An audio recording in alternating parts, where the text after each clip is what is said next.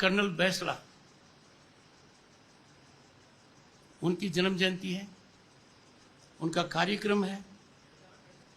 और कर्नल साहब से मेरी मुलाकात व्यक्तिगत कई बार हुई।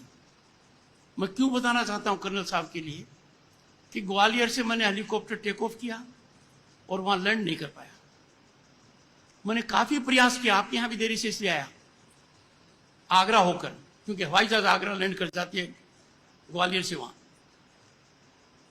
कर्नल साहब ने अपने जीवन की शुरुआत सिपाही से की और फिर शॉर्ट सर्विस कमीशन में आए, फिर रेगुलर कमीशन में आए, मेरिट के ऊपर लेफ्टिनेंट कर्नल बने। 30 साल के फौजी जीवन में कर्नल साहब ने 62 की लड़ाई लड़ी, 65 की लड़ाई लड़ी और 71 की लड़ी। उनके 3 सिद्धांत थे और वो लाल पगड़ी पहनकर दिल्ली में मेरे दफ्तर में थकते नहीं थे। वो 3 सिद्धांत कहते हुए, सबसे पहले बच्चियों को पढ़ाओ, दूसरा उनकी शादी सही उम्र में करो।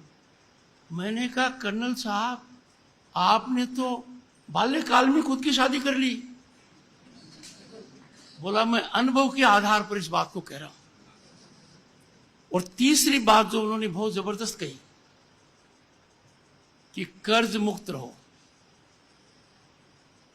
इस चीज को मैं मेरे राजनीतिक परिदृश्य में जानता हूं।